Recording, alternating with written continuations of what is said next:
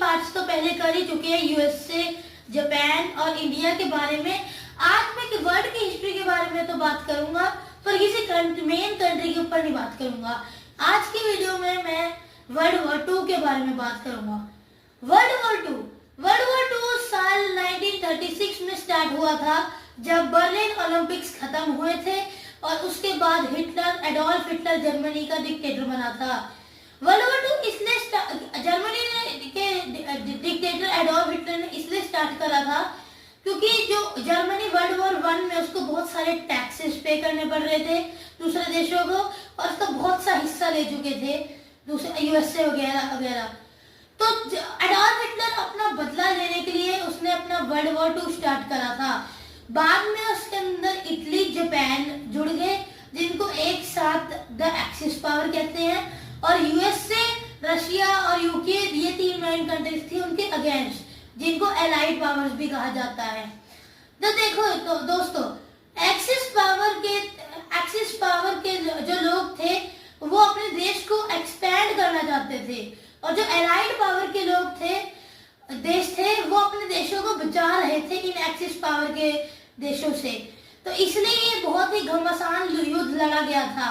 उस टाइम पे जर्मनी का डिक्टेटर था एडोल्फ हिटलर, इटली का डिक्टेटर था मुसोलिनी, जापान का डिक्टेटर था एम्परर ऑफ जापान हिरोहितो, और विंस्टन चर्चिल यूके का प्रधानमंत्री था, जोसेफ स्टालिन रशिया का डिक्टेटर था, और उसका प्रेसिडेंट था जोसेफ रूजवेल्ट।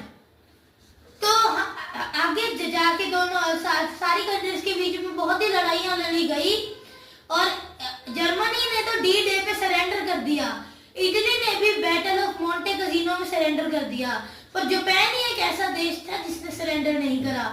जापान की एंट्री तब हुई थी वर्ल्ड वॉर 2 में, जब उसने पर्ल हार्बर पे अटैक करा था यूएसए से, क्योंकि वो फिलीपींस के ऊपर कब्जा करना चाहता था, और फिलीपींस पे उस टाइम पे यूएसए का कब्जा था। और दूसरा मेजर रीजन उसका ये भी था कि वर्ल्ड वॉर 1 में उसने यूएसए का साथ दिया और उसको उसके कहे गए पैसे नहीं मिले, और फिर यूएसए की एंट्री भी तभी हुई। पहले तो यूएसए वर्ल्ड वॉर 2 से बच रहा था पीछे, क्योंकि वर्ल्ड वॉर 1 में पहले उसको भारी नुकसान हुआ था, पर उस वर्ल्ड वॉर 2 के अंदर जैसे पर्ल हार्बर पे अटैक हुआ, तब यूएसए एक करके जापान के ऊपर अटैक करता गया, जिसमें से सबसे ज्यादा खतरनाक अटैक था द न्यूक्लियर बॉम्ब वाला। उसी में दुनिया का सबसे ज्यादा पहला nuclear bomb the little boy बना था, और द ओल्ड फैट मैन भी, जो दुनिया का सबसे सेकंड न्यूक्लियर बॉम्ब था, वो भी तभी बना था। उसको यूएसए ने जापान के हिरोशिमा और नागासाकी पे करने के लिए बनाया था।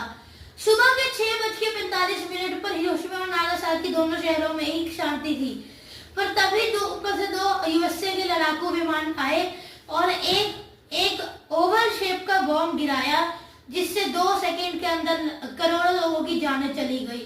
यूएसए के इस बेरहम एक्ट के बाद पूरी दुनिया ने कहा कि अब से न्यूक्लियर बॉम्ब्स तो चाहे बना सकता है कोई भी देश, पर कोई भी उनको टेस्ट नहीं करेगा, कोई भी उनको किसी और कंट्री के ऊपर करेगा नहीं। अगर कर दिया तो वर्ल्ड वॉर 3 स्टार्ट हो सकती है।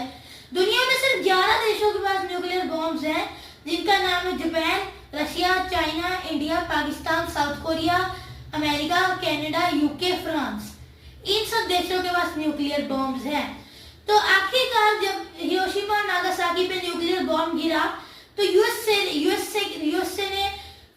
ने उनको ऊपर से इन्वेजन कर दिया, और सोवियत यूनियन ने उनको नीचे से इन्वेजन करना स्टार्ट कर दिया। इसलिए उनके एम्परर हिरोहितो को मजबूरी में सरेंडर करना ही पड़ा। ऐसे ही खत्म हुआ वर्ल्ड वॉर, और एक्सिस पावर को हरा दिया गया और एलाइड पावर जीत गए। आपको अगर दोस्तों ये वीडियो अच्छी लगी तो इनको लाइक, शेयर और सब्सक्राइब करें।